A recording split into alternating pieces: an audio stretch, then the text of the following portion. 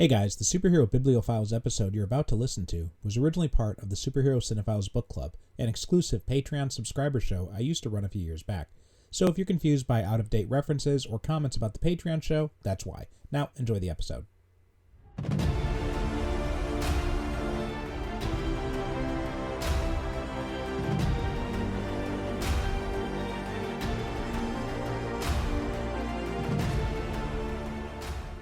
Welcome to the Superhero Cinephiles Book Club. This is the exclusive Patreon show for all the subscribers of my Patreon page. And this is where we discuss comic books and graphic novels and where my daughter serenades you with her tantrum in the background. And today I'd like to welcome fellow author Brad Mengel here to talk about a really interesting book that I think we'll have some fun talking about. Brad, how you doing today? Good, thanks. How are you? I'm doing pretty good. Unfortunately, my daughter's just being a little bit of a pain right now. Okay. All right. But yeah, I'm doing good. So anyway, before we get into the discussion, why don't you tell people a little bit about yourself and what you do? Oh, I'm sorry. Go ahead. Well, I'm an Australian author. I write mainly action adventure fiction, although I recently branched out and did a little bit of horror. I've got a fairly new anthology out from IFWG in Australia called Dracula Unfanged. And basic pitch is, what if Dracula wasn't a vampire, but some other sort of menace? So there's stories like Dracula as a werewolf, mine's Dracula as a wizard. So there's a lot of fun stories there. I'm actually a little scared to read the rest of the anthology because, you know what we're like as writers. It's like, here's 20 stories, one of them's mine, and we all know which one's probably going to be the worst one. Especially with you got names like Ramsey Campbell in the book, and you're just going, how do I even compete with that?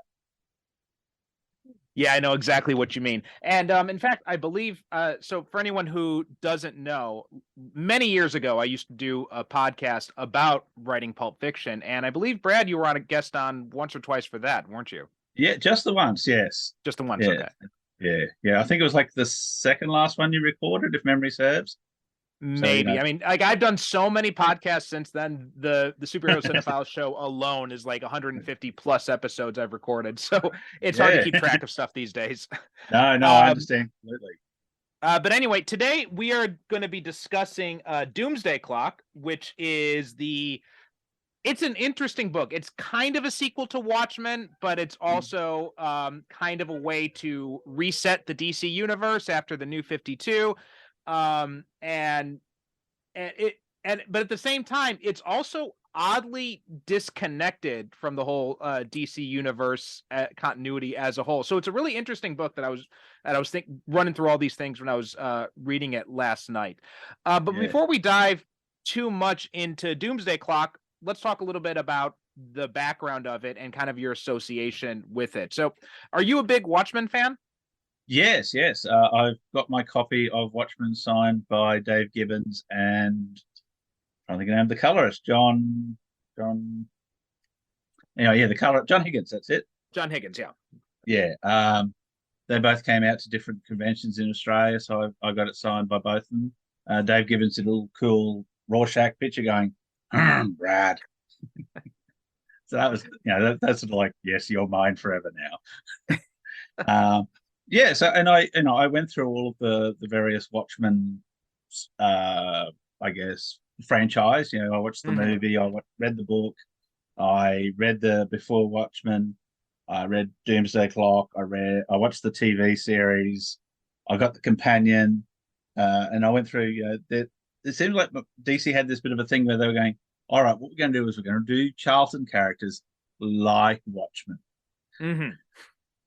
So yeah, I've got nearly all of those. So I had a big fan. And I think I did a thing on my blog talking about how there are a lot of pulp archetypes that came through into Watchmen, and not so much the superhero archetypes, except for, of course, Dr. Manhattan. Right. Yeah. It's a great book. I've gone through phases with Watchmen because when I started reading comic books in the mid late 90s, that's when it was like Wizard Magazine and everything else. They're like, the two books you have to read are Dark Knight Returns and Watchmen. And even now to this day, people still hold those two up as like, you should, if you want someone to get interested in comics, you should show them these books. I don't think I necessarily agree with that. I think that's the book. Those are the books you show them after they've read a whole bunch of other stuff. Yes. And Watchmen and both those books are kind of interesting in that they're both excellent, but they've aged in very different ways. Dark Knight Returns, I think, has aged pretty badly in a lot of ways. But Watchmen, it's still a really good story, but most of the bad aging with Watchmen is all the wrong lessons everybody in the comic book industry took from that book, because it wasn't supposed to be, this is the way comic books should always be. It's supposed to be, and in fact, in a lot of ways, Moore was criticizing a lot of like the dark stuff. I don't think he was necessarily saying like, this is what superheroes should be. He was holding up a mirror to superheroes to kind of say like, point out how ridiculous superheroes are, not that this is what superheroes should be. So I think a lot of the wrong messages. They're definitely not the people you want to be hanging out with. And and he's, and apparently a lot of people have gone up to Alan Moore going, I love Rorschach, he's my favorite character. And he's like, that's nice. Get away from him. Yeah, it reminds me of Sting from The Police, right? When he said that couples would come up to him and say like, oh, we love your music, every breath you take, we played that song at our wedding. And he's like, what the fuck is wrong with you? It's like, that's a song about stalking. Yes. Well, it's the same thing. All those people who go, oh, women go, oh, Draco Malfoy, and like, you're not meant to like him. Yeah. Rorschach is. I thought it was really telling when I'm not sure how tuned into American politics you are, being in Australia, but Ted Cruz was asked what his favorite superhero is, and he said Rorschach, and I'm like, well, that explains a whole fuck a hell of a lot. That just shows a lot about American politics. I don't think any Australian politician has ever been asked, who's your favorite superhero? Mm-hmm. Usually it's who's your favorite football team? I think also maybe has something to do with just how much superheroes have invaded pop culture now in the past 20 years too. But yeah, and so one of the long debates about Watchmen has been whether or not it's a property that should be touched again, right? So like Alan Moore famously, pretty much disown the property, right? He demands that his name be taken off of it or any other adaptations. And he's gone on record saying like, if he got the rights back, he would take it out of print. So he just wants, because he hates how much he's been associated with it, which I think is kind of an extreme tack. But all credit to him. He's, it's not just, I want my name taken off it, but give me the money. It's no, take my name. No, yeah, that's true. Yes. So, that's true. He has said like for any reprints or anything like that, or any royalties from any other adaptations, give my share of the royalties to the rest of the art team. And that's definitely a respectable approach, I think. Yeah. But I think like his idea that if he had the rights back, he would take it out of print. I think that's what I mean by I think that's taking things too far. I'm someone who doesn't like taking things out of print and just in principle. Yeah, well, I agree with that too. And I can sort of see where he's coming from. And it's funny, he sort of goes, I was screwed over by that deal. But, the deal that he made at the time was a good deal. It was a very good deal. And there was a transcript or a recording of him at a convention back in the 80s, in the lead up to Watchmen. And he had stated very plainly that what he had understood of the terms of the deal, that, the rights are DC's rights as long as the book stays in print. If the book goes out of print, the rights revert back to us, and we're fine with that. Problem is, the book became so goddamn popular that DC never had a reason to take it out of print. And then Alan Moore treats this as if this is a violation of the contract, which I think is also, kind of, taking things a little bit too far. Yeah. I mean, I can understand being upset that you signed away the rights to this, but it's not a situation like with Bill Finger and Batman or with Jack Kirby and all his creations. This is much more a case of you made a deal that you probably shouldn't have, but you knew what the deal was going into it. Yeah. And look, I think no one had any expectation that probably, it was going to stay in print for maybe 2 years and then go out. Right. And it didn't. So It's the same thing as the Superman guys, Siegel and Schuster. Yeah. They signed that all away for $50, which, when you listen now, it's like, really? And you go, but no, in 1938, that was an amazing deal Yeah. for them, Yeah. for a character they shopped around and couldn't sell. And then, I mean, it's all later, it's like, oh, that was successful. Give me more money. I mean, this is part of a larger conversation, but my personal belief is that there should not be any corporate ownership of intellectual property. It should be illegal for a corporation to own any of these IPs to begin with. And I personally think that everything, it should be life of the author. Once the author dies, it gets plopped right into the public domain.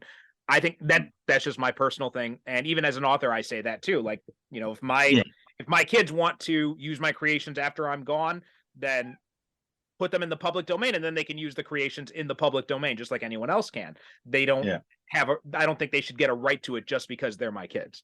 And if they want to create something of their own, they can do something of their own. I mean, my stuff's obviously not going to be as big as Superman or Watchmen, but still. Well, you never know. You never know. Yeah, true.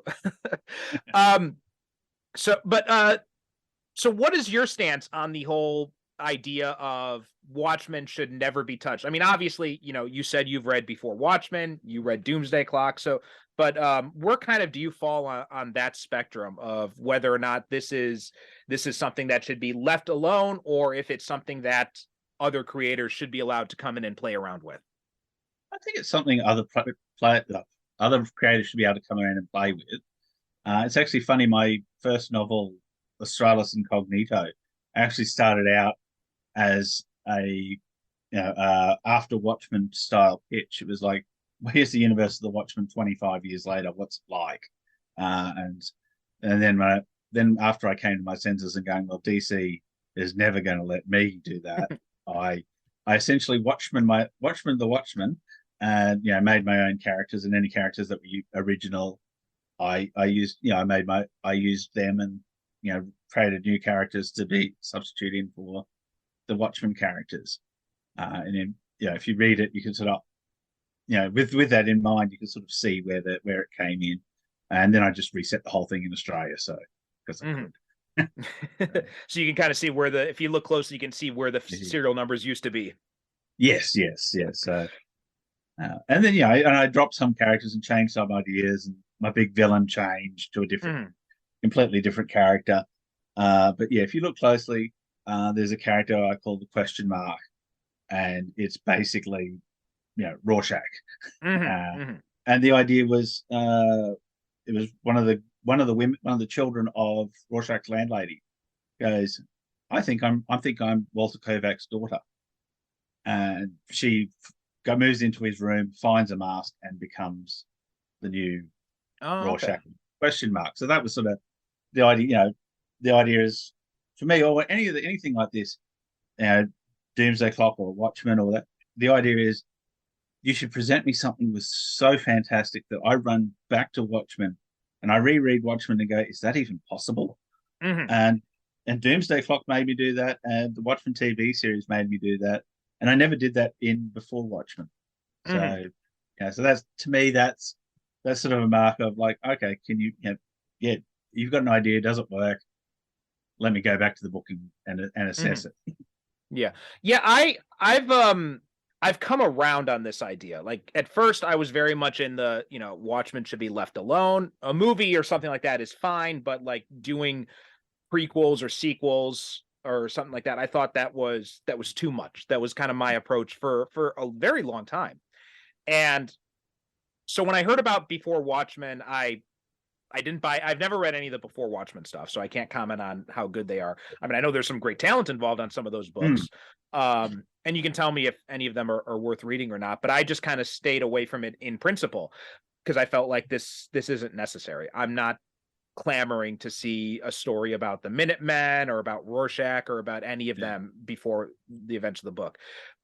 And I think Minuteman was probably the best of them.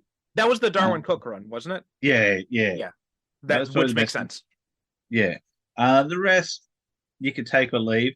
And also, I think what sort of skipped that was it had this weird production run where it was like issue 1 of this miniseries and issue 1 of this miniseries, And then they used Rorschach in about 3 different miniseries with similar Mhm. plot lines. And so I'm reading them as they're coming out, and I'm just going, I'm lost. So I had to sort of sit down and go, right, when it's all come out, I will sit down and read them and reassess it then. I think, I kind of got the feeling that I think it was Straczynski. What's his name? John Straczynski? Michael. Yeah, I think he did Night Owl, and I kind of got the feeling he really, really, really wanted to do Rorschach. Oh, So I see. yeah, so he's like, I would have that pairing in there, and I'll do all this. And like, yeah, And then there's ultimately the also story.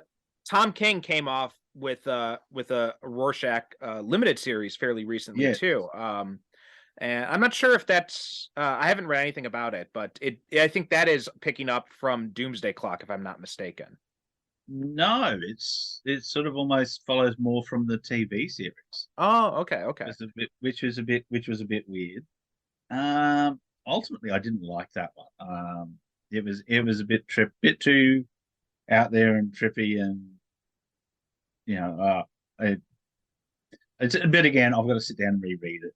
Hmm. Uh, yeah, I sort of you read them as you come out, and they go, and it's like you got 12 months worth in your head, and you're going, Yeah, I don't that's know one of the about reasons why a few years ago I went back to collecting comics when digital came out, because being here in Japan couldn't get access to the print stuff.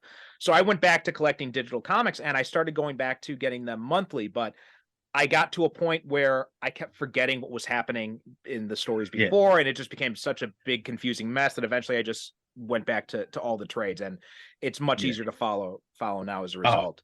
yeah, 100%. I almost get the feeling that we should get rid of monthlies and just go straight to trades. Just I do wouldn't, the yeah, I would not be opposed to that myself. But what really kind of brought me around on the idea of there shouldn't be any sequels or prequels to Watchmen was the TV show. Like, because Doomsday Clock was starting to was announced before that, and yeah. I think it started to come out before the TV show. And I'd read Yeah, the first few it had that issues. bit of a hiatus in the middle of it, didn't it?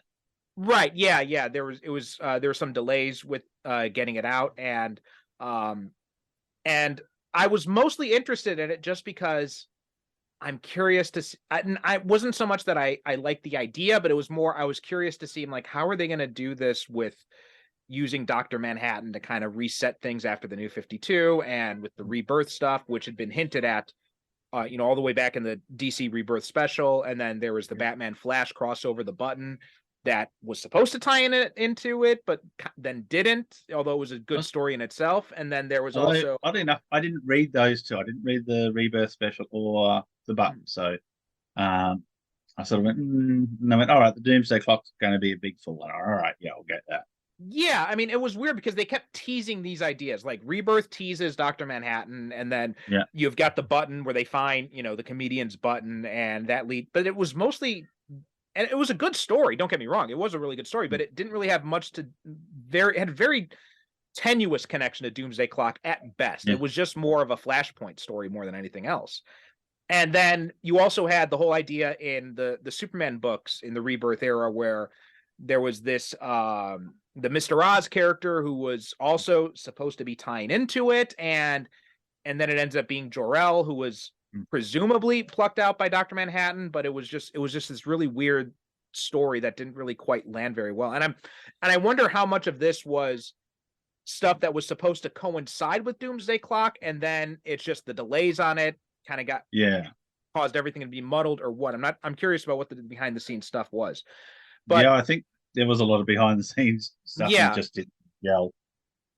I mean, well, like one example is you see the different costume changes for Batman and Superman, because at the beginning of the story, Batman's wearing a costume with the yellow oval that I don't think he's ever worn in the main continuity comics. And I think that was supposed to be a costume that he was going to start wearing after like Dark Knights or something like that. Yeah. And then it just didn't happen, because then later because I've got the way I've got Doomsday Clock is I've got it in the first two trades that were released when it was split into two halves. And in the second trade, he's back to wearing the costume with the bat silhouette on it. Yeah. Superman in some of the Doomsday Clock covers in the first half, he's wearing the Rebirth era suit, but then when you get to the second half, he's wearing the suit that he wore in at the beginning of Bendis's run. So it was this really Yeah. So there's obviously some changes that were happening as the book was being published in terms of Yeah, character and designs and everything. yeah, and I think it was also there was that big gap in the middle of it that that didn't help things any. So it was a bit of an odd thing, yeah. Although you can always take it as like, yeah, look, Dr. Manhattan was just changing costumes left, right, and center. Almost turns out like was it Superboy punched a wall? Oh yeah, That the they Superboy Prime thing from yeah. Infinite Crisis. Yeah. It's like Superboy punched a wall and that changed everything. Like, Yeah. yeah, Dr. Manhattan. Well, and so what kind of brought me around on the whole Watchmen crossover thing or sequel thing was the TV show, because when they first announced they're going to do an HBO TV show, I'm like, oh great, we can do a Watchmen is really a story that is a better fit for like HBO TV. Yep. That's perfect. HBO 12 episode maxi series. You could do it. You could do everything, the entire comic book in those 12 episodes. Perfect. Yeah. And then whereas opposed to the movie where, I mean, I give Snyder credit for trying, but it was also at the same time pretty clear that he didn't really quite understand what the book was about. Yeah. And then when Lindelof announced, like, no, it's not going to be. We're not adapting the comic. We're doing a sequel. And first, I'm like, oh, okay, so you're doing a sequel to the Zack Snyder? No, we're doing a sequel to the comic book. I'm like, okay, how is that going to work? You're going to take this comic book that, yes, it's one of the best-selling comic books of all time, but it's got this movie that came out a few years ago, which people are more familiar with, and you're going to do a sequel to the comic book in live action. It felt like a really weird choice, and then when it came out and everybody started talking about it, and then I found after like the first 3 episodes, I finally cave in and started watching it myself, and I'm like, holy shit, this is really fucking good. Oh, this was amazing. Yeah. And I think that was really what changed my mind, because I'm like, this TV show proves that Watchmen, there are other voices that can be brought to Watchmen, and they can do some really amazing things with it. And if we're looking at Doomsday Clock purely in terms of sequel status to Watchmen, I think obviously the HBO series, I think, is a much better sequel. Oh, most definitely. Yeah. But at the same time, I really like a lot of what Doomsday Clock did. So let's kind of jump into it. What were kind of your thoughts of Doomsday Clock, either, first time you read it or when you reread it for this conversation? Well, I sort of went into it thinking, well, it's a sequel to Watchmen. And so I was reading that and I'm going, well, I don't want Batman and Superman and every other DC hero in the world to be there. I want to see what's going on in that world. We didn't get as much of that. I like the new characters. I like the new Rorschach. I don't know how you are with spoilers on who he is. But no, yeah, it's okay. Spoilers are fine. Yeah. And it turns out it's the son of the psychiatrist that was treating Rorschach. And I went, that's genius. And I'm going, but how did you get that? And I flicked back through. There's one panel in Watchmen where the psychiatrist is drinking world's greatest dad mug. And I'm like, oh, yeah, that's good. I like that.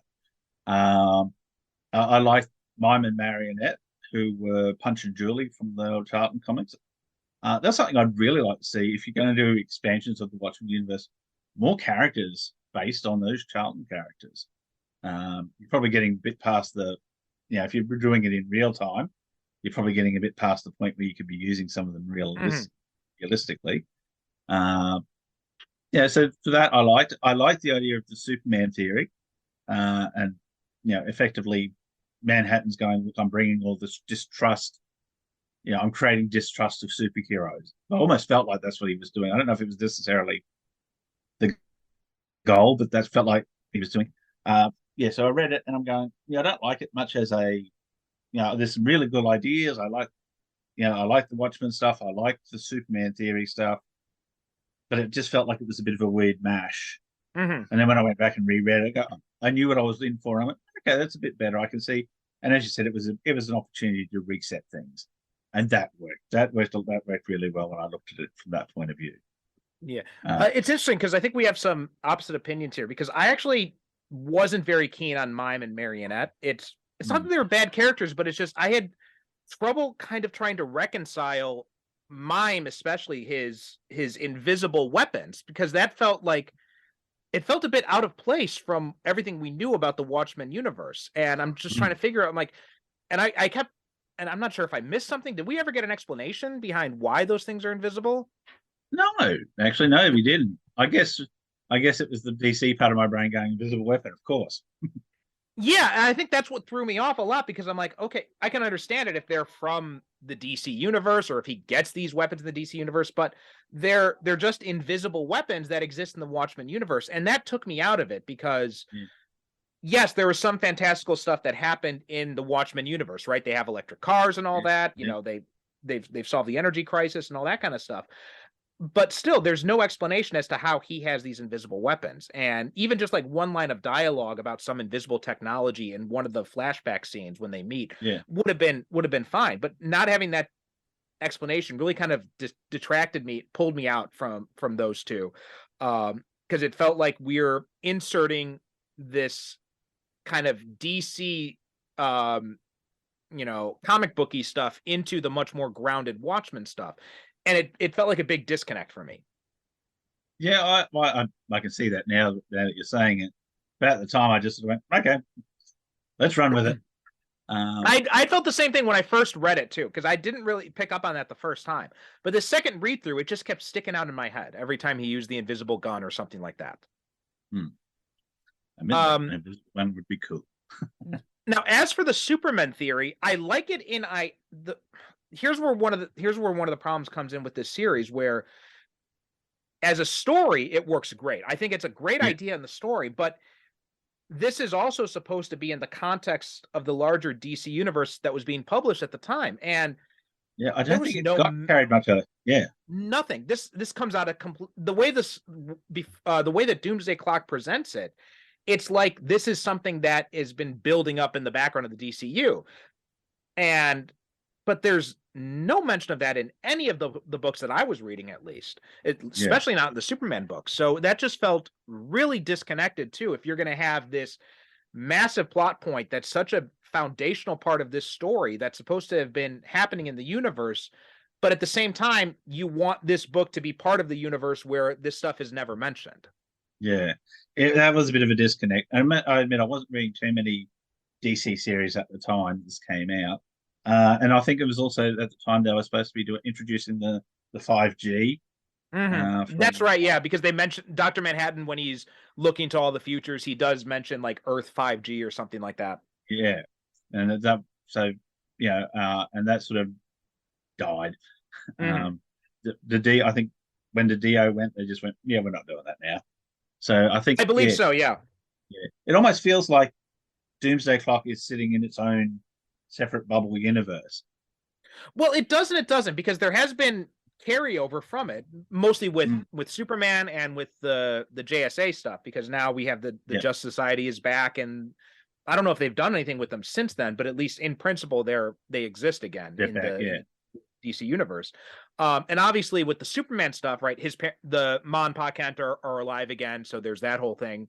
So all of that is, and I think that's where this book I think really shines. Like when you're talking about the larger connections to the DC continuity or as a sequel to Watchmen, that's kind of where it falters. But if you're trying to reset all the weird things that DC has done to Superman over the past 10 years or almost 20 years now, this actually does a pretty good, 10 years. This actually does a pretty good job of that, because we had the New 52, which got rid of Ma and Pa Kent, said they died when he was in high school, and so then he grows up, so when he becomes Superman, he's like the Action Comics #1 Superman. He's much more brash. He doesn't have his full power set, which was also a really cool way to show Superman's powers evolving. I thought like that initial that initial Action Comics run by Morrison and Rags Morales was really great. Yeah, I think half the problem with that was that we weren't talking so they were like 5 years earlier, but they weren't saying this is our 5-year plan. So that guys, was and since you were doing Superman, and they're going, well, I don't know, I don't want to contradict what you're doing. And I remember George Perez. I think he was writing and drawing the regular Superman book, and he's like, I don't know what I'm supposed to be doing here because nobody's telling me what's going on. And you had kind of there was a lot of miscommunication in the beginning of the New 52. Like I remember Scott Snyder, who was doing Batman, he was on Kevin Smith's podcast, and Kevin Smith was asking him, so wait, is this a complete reboot or not? And Scott Snyder's like, well, yeah, but I'm still kind of doing it as if it's not. So yeah, I think there was a few books where they just went, look, this is selling really well, we're not going to change it too much. Yeah. And then there was all like, oh yeah, Tim Drake was Robin, but no, he's not. And like, it was kind of, which was, I remember a lot of fans complaining about it, but like in some slight defense of the New 52, it's not that dissimilar for what DC did with Crisis, right? Because they had a lot of that kind of stuff. Like the Batman stuff was still continuing, the Flash stuff was still continuing, but then Superman gets rebooted, Wonder Woman gets rebooted. So there was a lot of that kind of confusion, which is why there have been like 5 different Who is Donna Troy stories over the years. Yes. Yeah, I did notice that they're talking about what's the name, Nostalgia, who was introduced in Watchmen 12, Doomsday Clock 12. She's turned up in Flashpoint Beyond and the New Golden Age. Oh, okay. I haven't seen that and yet. apparently she's looking for someone, and it's the character called the Watchman, and that's supposed to be Clark Dryberg, who's totally spoiling the ending. Doc Manhattan's adopted son who gets his powers. And is raised by Night Owl and Silk Spectre. So right. Yeah, and I heard that, and I started going, "Oh, the Watchman." That's a bit on the nose, that name. And then the more I thought about it, I said, "No, actually, it kind of makes sense in the context of, John being, the son of a watchmaker, and knowing how things work, and like, okay, I can sort of see why you'd call him the Watchman." Yeah, I think that does work, especially given the end of the book and kind of Dr. Manhattan's intention for Clark Hollis is for him to be kind of like the Superman, the protector of his world, the protector that his world never had. And that is, I think, where this book really is strong. Like when it's kind of interesting reading this in the two book format, because I think the second book really kind of sticks the landing. Like the first book, it's kind of like there's some interesting stuff in there, but mostly I'm just kind of like, I'm not sure how I feel about this. But when we get into the second book and we bring in the Superman element of it, I think it really works. We get much more about Superman and Dr. Manhattan, and about this dichotomy between them, which is what Johns had talked about in an interview, this idea of Superman, who is an alien from another world, but embodies the best of humanity, whereas Dr. Manhattan is a human being, but he's gained all this godlike power and he's become detached from humanity as a result. And that dichotomy between those two characters in that second book is really well done. I thought that drives a lot of what goes on here. That was actually good. I sort of jokingly called it the Big Blue Boy Scout versus the Big Blue Dom. Yeah.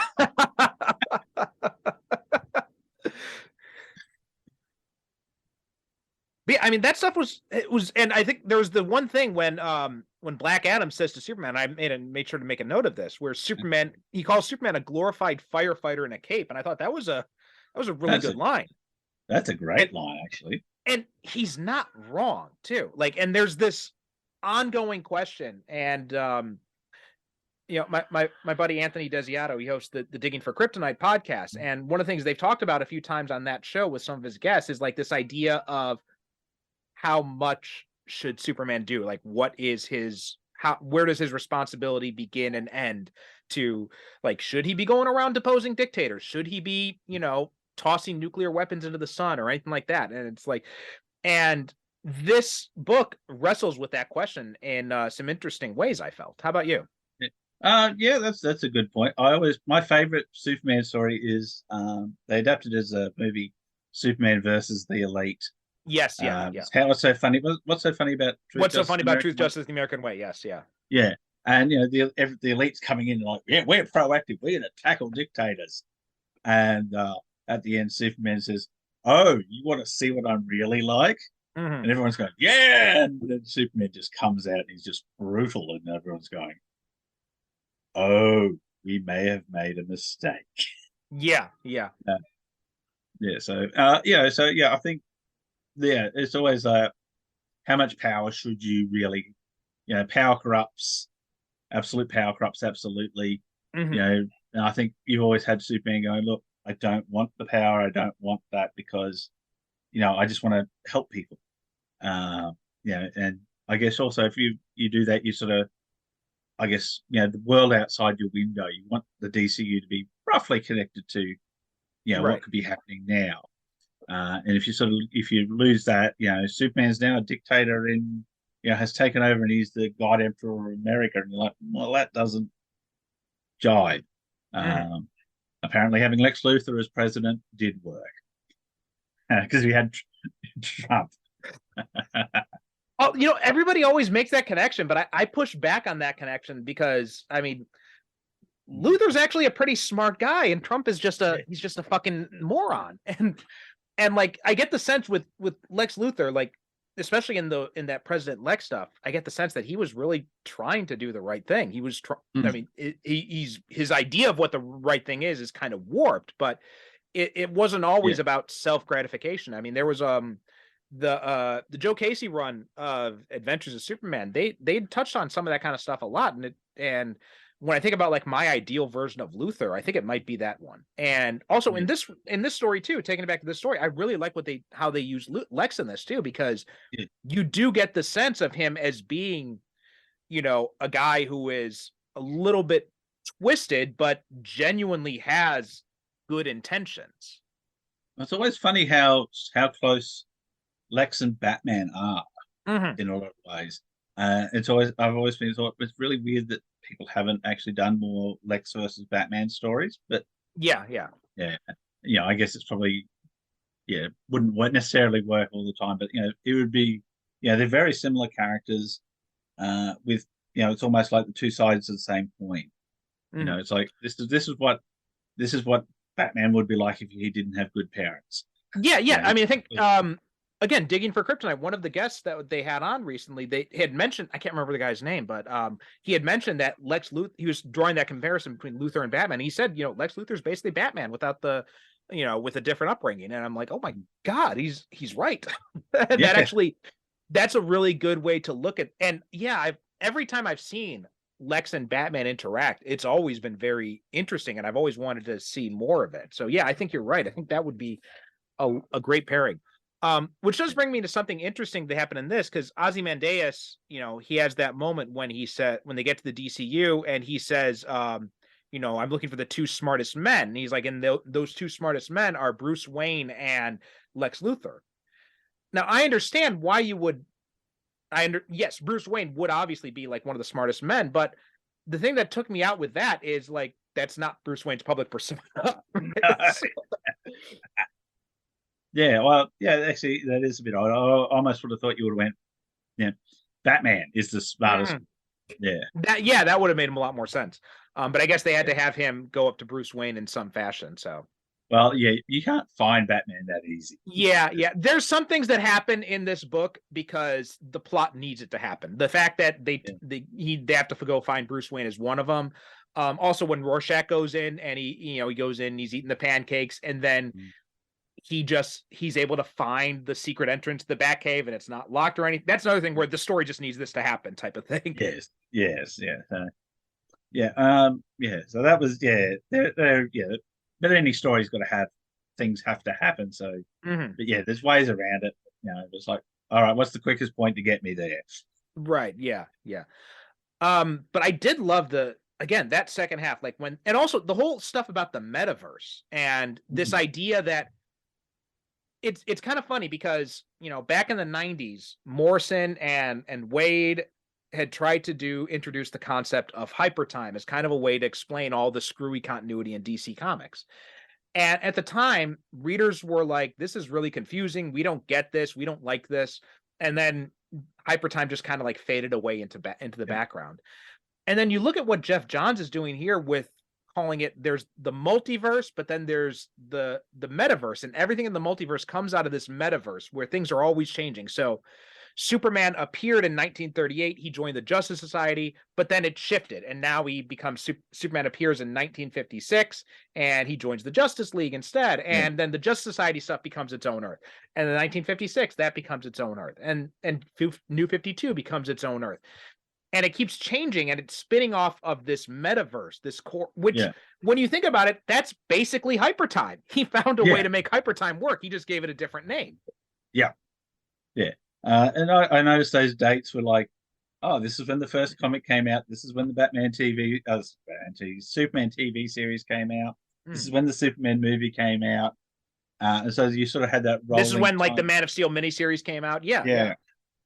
So I thought that was very clever. I like that idea. And it is interesting to watch the different interpretations of Superman over the years.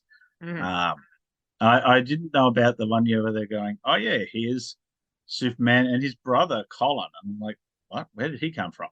It's probably just Jeff Johns having a bit of fun saying. I think it was just like throwing different stuff out there, just like doing stuff we knew, and then also throwing in some other stuff, saying like maybe this is something that someone has pitched or something like that, or maybe it's something that someone might want to pick up again in an Elseworld story or something like that. That's always sort of been the thing with like stuff like Smallville. I always feel like they were sort of bound, tied by this is what has to happen because that's what comics say happen. Whereas, if they could have gone different ways, if you would have had maybe necessarily, a more interesting story. You could have had Chloe Sullivan writing as Lois Lane at some point. Not that you necessarily want that now because I mean, Smallville frustrates me for that reason because it wants it both ways. It wants to be bound by the comics and it wants to be this stuff that's set before Clark becomes Superman, but at the same time, it wanted to be something. It wanted to be a new way of telling the character's origin. So it tried to straddle that fence, and I don't think it really. I don't really think it for all the good the show had, I think when it got into the later seasons, it really didn't know what it wanted to be or where it wanted to go. So it kind of felt like it really kind of lost me in those later seasons because of that. Because you had this, I got to the point where I'm thinking, I got to the point where I was thinking where I'm like, okay, so Clark becomes Superman, and then I guess everybody else in Smallville is just a functional moron because nobody can figure out that all this weird shit happened around to when he was in high school and now moves to Metropolis at the same time. This guy with all these very similar powers, so that weird stuff that was happening in Smallville pops up on the scene. You don't have to be a super genius to put two and two together for that. Was it they said in Lois and Clark, how galactically stupid are you? Yeah. Well, I've always loved that. I use that every now and then someone does something really stupid. It's like, how stupid are you? And I also thought, it was like you're waiting 10 years and it's like, all right, come on. And the last episode, it's like the last 5 seconds you see him in costume and you're just like, you kidding me? And even that, it wasn't even him in costume because he didn't want to wear the costumes. They just CGI'd his head on a body. Yeah, and then it's like, oh yeah, we're going to bring him into Crisis on Infinite Earths. And he's like, yeah, I've given up my powers. I'm not Superman. Just once. Like, I'm not asking much of you. Just bring in Nick Cage. He wants to wear the suit. I mean, that would have actually been. I've always. This is a tangent, but I do think that would be interesting. Is to like do some comic adaptations of these projects that never got produced. So like the Nick Cage Superman. I have said that for years. I've gone, you've got the script, go for it. Yeah. There has been an audio drama made of it. There's it's like Newverse Creative or something like that. They did an audio drama of the Superman Live script, both versions of it. Wow. I haven't listened to it, so I don't know how good it is, but there is that floating around out there. Someone also made an animated trailer for it, like as like kind of like as like a test, like to show off their animation skills. They made a trailer for Superman Lives, like Nick Cage's Superman. I read the pitch for that, and I sort of went, "There's only two outcomes for that pitch. It's either going to be the greatest Superman movie ever, or it's just going to flop into a horrible mess." So and I was rooting for the greatest thing ever, but it was like that's a really fine line to walk.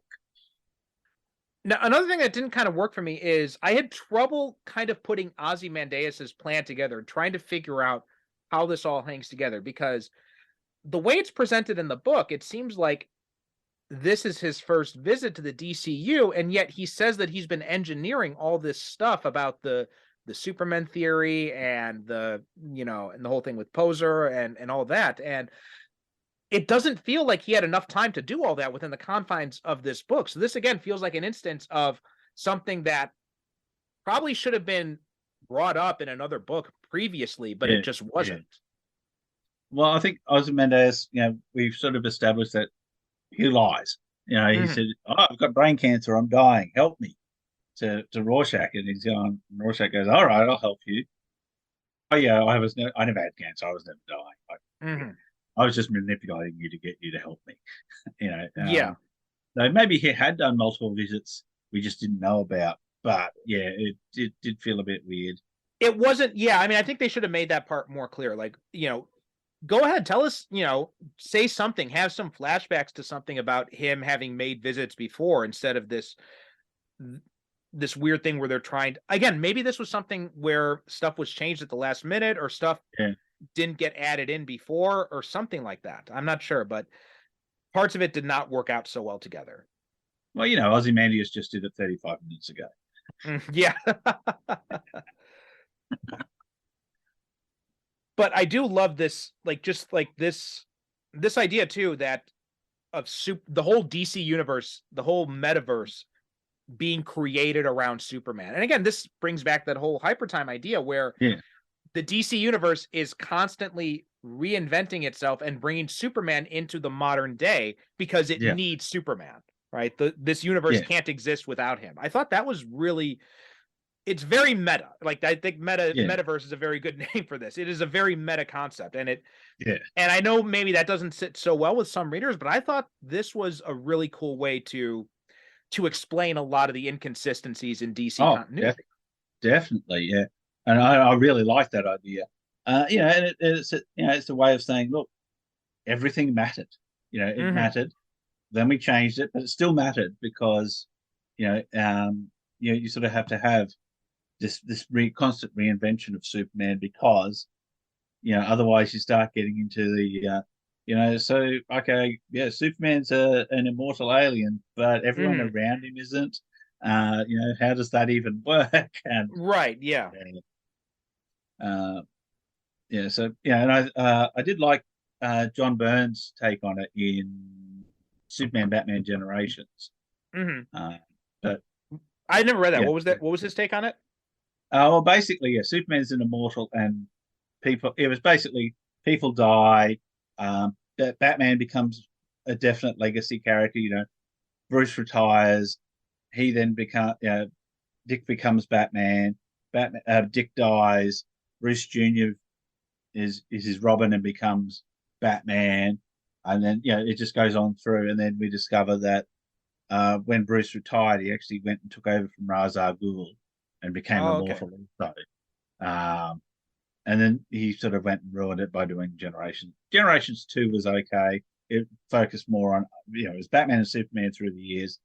The first one, and the second one had, Superman and Green Lantern and other characters, and was trying to progress the story in real time.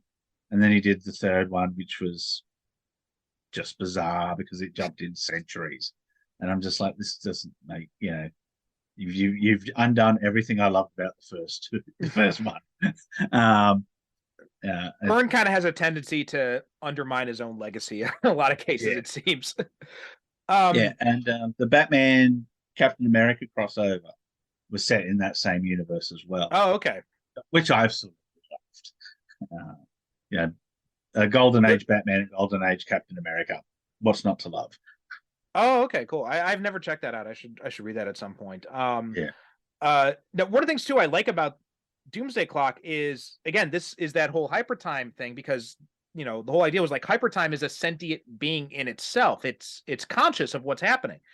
Yeah. There's elements of that in this too, because Dr. Manhattan talks about how he says, now this world has turned against me like an invading virus, sending me toward an unavoidable collision with its greatest antibody.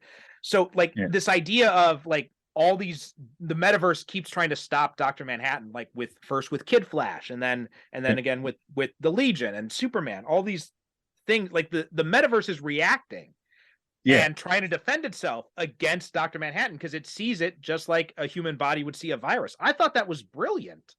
That is a really good idea, actually. Something from another dimension just isn't right. We need to take care of that. Right. And it shows that it shows a difference between like, someone going back in time and creating a new timeline, because that's just all that does is create a new timeline. This is something that tampers with the functional reality, the functional nature of that core reality. I thought that was, I'm not sure how the science would necessarily work out with that, but it works in terms of the story. Yeah. Well, that's all that matters. I have what I call the Mythbusters test. Does it hold up to the science? Probably not. Does it make sense when I hear it? Yeah, it does. So I'll run with it. You watch something on Mythbusters and it's always like, oh yeah, would this work? No, it wouldn't. It's like, yeah, but when I'm listening to it, it makes sense. I think my favorite one was the Hellboy punching the front of the car and the car flipping over him. You go, yeah, that makes sense to me. I've done that with rulers 100 times, and then they go, no, it wouldn't work. I'm like, oh, but feels like it should. Now, I do like this exchange between Superman and Dr. Manhattan. So I'm going to read this. So, Superman encounters Dr. Manhattan, and Superman's trying to save all these people. And he says to Dr. Manhattan, how can you just stand there and not do anything? And he says, like, and this is kind of the curse of Dr. Manhattan, where for him, he experiences time all at once, so he doesn't feel like he can ever change anything. And then this exchange here, I am the one behind the changes in your life, the loss of mentors you've never known, friends you've forgotten. More specifically, I'm responsible for the deaths of your parents. I change your life, Superman, out of cold curiosity. Will you destroy me for it, or will I defend myself despite my sins? And you get this silent page of Superman, just these 3 panels. Superman, moving forward, is coiling his fist. His eyes are like bright red. Dr. Manhattan just closes his eyes and waits for the punch. Superman throwing his punch. Which is what we've been teased at the whole way through. Yeah. But then Superman punches Posar instead. And then Dr. Manhattan says, why would you defend me? And Superman says, I don't know what to think about all this, but I do know that right now you have a choice to make. You talk about me destroying you or you destroying me, because all you see beyond this is nothing, but maybe there's a third choice. That right there, that is Superman to me, right? Yeah. He's going to find another way. Like, that's what pissed me off so much about the ending of Man of Steel. Not so much that he killed Zod, but the fact that he was forced into making a choice. And it was he was forced into choosing something he didn't want to choose. And that right there is Superman. The idea that he's going to find a way. He's going to find some way to work things out, the way to stay true to his morals. Instead of, when a villain gives the ultimatum, I'm going to kill you or you're going to kill me, it's Superman's job to say, like, no, I'm going to find a third solution to this problem. I'm not going to be forced into this binary decision. Yeah. And there was also that sort of parallel conversation between Rorschach and Batman. Yes. Yeah. Rorschach's gone, look, I've gone over the cliff with, there's nothing. Rorschach wasn't the man I thought he was. I thought he was my father's friend. He wasn't. And I've just lost all hope. And Batman says, well, I've lost everything, but I've turned it into a way to be hopeful, to help people. Right. You need to rebrand Rorschach into a figure of hope. Exactly. Yeah. And which is obviously parallel to Dr. Manhattan. It's like you can become a figure of hope, a figure to help people. So that, I'm intrigued to see where they go with this from here on in, but if they go anywhere with it, if they go anywhere, because like now that you said like the Tom King series didn't have anything to do with this, and based on that conversation with Batman, that's why I assumed the Tom King series might have something to do with it, but I guess not. No, it's a completely completely different thing. It's people who believe that Dr. Manhattan placed all the heroes' spirits into other bodies. And I'm just going, what the hell's going on? I think my comic shop accidentally missed an issue, and Okay. I was reading it, and I'm sort of going, I feel like I've missed something, but it's sort of still flowing and making sense. And then I went back and looked and just goes, yeah, I'm missing issue 4. And I went back to them and I said, oh, have you got issue 4? And they said, yeah. I couldn't find it anywhere. And then I read it and I go, oh, that makes sense. But yeah, I do need to sit down and reread all of that Tom King Rorschach again, because it sort of says, oh, there was that stuff that happened in Oklahoma last year, referencing the TV series. It's just like, yeah, I'm not doing anything with Doomsday Clock. But it was a Black Label title, so it's sort of, the new Elseworld. So it just does what it wants. Yeah. And doesn't need to time anything. And yeah, I like Tom King. I like most of his stuff. I know people got cold on his Batman towards the end, but I the stuff with Alfred aside, I mostly dug more than I didn't. So I will have to check out the Rorschach series at some point. I think it's on Comixology Unlimited actually, so pick it up for part of the subscription there. But yeah, what I loved about this second part of the book is that it took it away from being a Watchmen sequel, and it's really a love letter to Superman. And I really feel like it's almost a response to the wrong lessons everybody took from Watchmen, right?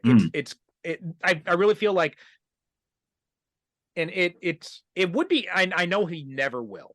And even if he does, I know he'd never comment on it, but I'd be really curious to think what would Alan Moore think of this book, or what would he think of the TV show for that matter? Because it seems like both Lindelof and Johns are having a pretty interesting conversation with Moore, and I'd be really keen to see like how he would view their sides of this conversation, because he's obviously grown very cold on Watchmen himself. So, and if you look at a lot of the stuff he did with like ABC, America's Best Comics, it really feels like he was kind of trying to, it feels in a way that was like a response to Watchmen too. Yeah, I can see that. The Tom Strong stuff, League of Extraordinary Gentlemen, they do feel very good. So, he didn't do Grey Shirt. He sort of liked, I don't know if he created Grey Shirt and let other people do stuff. Well, I'm not sure. Yeah, he did a bunch but he of also did like Supreme. That was also another one where it was kind of like a response to that, when he had taken this, what was supposed to be like a dark, violent version of Superman, and then he's kind of made it a love letter to the Silver Age. And so I like I said, like, I know he'll never read this book. I know and if he does, he will never publicly comment on it. But I would be really curious to see what he would say about what Johns and Lindelof have responded to what he was doing with Watchmen. Yeah, a friend of mine said he wanted to kidnap Alan Moore, tape his eyes open, and make him watch the Snyder movie just to see what his reaction would be. That was a little extreme for my taste, but yeah. I mean, I think that would just confirm everything he feels about what people respond to with Watchmen, because he saw what the industry taking the wrong lessons from Watchmen. I think Zack Snyder's version of Watchmen is like it epitomizes taking the wrong lessons from that book. Yeah. Right. I mean, when you've got when you've got Dan and Lori breaking bricks with their bare hands and showing all this stylized violence, when really the point was you were supposed to be horrified by that violence. Those weren't supposed to be fist pumping moments. It's supposed to be terrifying, the fact that these broken people can only find excitement in their ways by dressing up in costumes and beating the shit out of other people. Yes. Yeah. I always liked what was his name? Captain Carnage, I think. The guy who on being beaten up by superheroes. Okay. All right. So is there anything else you wanted to say about Doomsday Clock? No, I did find an interesting book called After Midnight, which is a lot of scholarly articles about Doomsday Clock and the Watchmen TV series. Oh, really? Yeah, so they had a question. Now, who was it? Hang on, I've got it here. Edited by Drew Morton. So there's a lot of things like, this is an text by a lot of academic stuff that I left academia a while back, so it sort of flows over my head now. But yeah, there's some interesting ones, like there's the question of what's canon. what's considered canon for Watchmen? Is it Doomsday Clock or is it the Watchmen TV series? And so and a lot of questions of how different things get viewed through the lens of Watchmen. Like race was far more a thing in the Watchmen TV series than it was in the comic book. Right. And even the fact that the new Rorschach is black in this, didn't look at questions of race quite as much as as the Watchmen TV series. Yeah. I mean, I think that was one of the disappointing things to this, as if you're looking at it as a sequel to Watchmen, is it's not really doing a whole lot with the themes that were raised in that book. It's just more it's just more responding to some of those themes. And yeah, I felt that too with I thought that was completely inspired how they used the themes and the world of Watchmen to tell this very interesting story about race was just very brilliant. Yeah, I'm curious about this After Midnight book. This looks interesting. But in true academic fashion, of course, it's fucking $30. Yes. I ordered it when it came out through my comic shop, so you got a bit of a discount. Was it University Press of Mississippi? No wonder it cost a fortune. But yeah, this looks really interesting. I'd be curious to read some of these essays. There's a lot of good to be had in these Watchmen adaptations. So I know there are some people who maybe they're completely tuned off of this, or maybe they didn't even read Doomsday Clock or watch the TV show because of just that knee-jerk reaction like I used to have. But I would really recommend these two. The TV show is obviously a much better sequel to that, a direct sequel to that story. But in terms of playing around with those characters and those universe, because at first I thought, I'm like, you're going to bring Dr. Manhattan into the DC universe? That feels like that doesn't work. Like, I don't know how you can do that. And then, kudos to Jeff Johns, who is usually kind of hit or miss with me, but I think he really did a good job of playing around with this idea. Yeah, actually, that was the one thing I noticed they didn't do, was have the Charlton characters meet their counterparts. That would have been interesting. Yeah. So you could have done all the stuff you did with Firestorm with Captain Atom. Yeah, because you do have that one scene. I did think that was an interesting scene where you have Captain Atom facing off against Dr. Manhattan. So I did think, and I thought, that was maybe the closest thing we'll get. But it would be cool to see those characters interact in some way. Yeah, that would be cool. Although it'll probably end up like that the question issue where he tries to be like Rorschach and just in the end just goes, Rorschach sucks. Anyway, see, I think in conclusion, if you have not read Doomsday Clock, I would definitely recommend it, especially as a way to kind of it works really well as this way to explain what all the weird stuff that's happened in DC, and does it in a way that surprisingly works. And I think it works a lot better than Superboy punching the wall. Well, I was gonna say it's funny because I was about to say that Jeff Johns came up with that too. And so it's kind of funny that he's basically found a way to fix his retcon with a better retcon that makes more sense. Yes.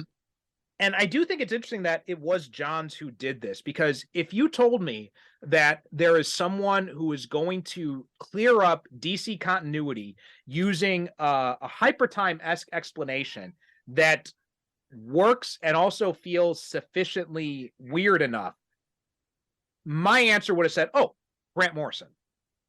Oddly enough, I looked it up and I went, no, Grant Morrison didn't write this. Yeah. I had half in my head that it was him, but it wasn't. No, yeah, I mean, it feels like that, the whole stuff with the metaverse, all the stuff with Dr. Manhattan, that feels like it's totally within Morrison's wheelhouse. So it's very interesting that it wasn't Morrison who wrote it, but it was Johns, because this is usually not the kind of stuff that Johns excels at. Yeah. Maybe it was a bit of a response to multiversity as well. Maybe, yeah. Anyway, Brad, thanks so much for coming on and talking about Doomsday Clock. This is a really interesting conversation. I enjoyed it. Yeah, me too. So why don't you tell people where they can find your stuff? Yeah, I've got a blog that really needs to be updated. Pulpybrad.blogspot.com. I've got a couple of new books out. The Unofficial Guide to the Scorpion King and Mummy Universe from Bear Manor Books, which was a lot of fun. It was one of those graphic companion, those companion books. They say this is the series, and I had a lot of fun writing that. I've got some new stuff coming out from IFWG in the near future. I tried to get you an exclusive, but the publisher said no, you got to wait. That's okay. Yeah. All right. Well, please make sure to check out the show notes. We'll have links to Brad's website and stuff like that. And my daughter's now throwing a tantrum, so it means it's time to end anyway. That's but a thanks. perfect bookend. Yeah. Thanks so much for listening. Thank you, Patreon subscribers, for all your support. As always, if you have anything you'd like to comment on, or if you have any suggestions for future episodes, please just either leave a comment on the website, the Patreon page, or send me an email, superherocinePhiles@gmail.com. Thanks for listening. Thanks for supporting, and we'll talk to you next time. Thank you for listening. And as always, good night, good evening. God bless.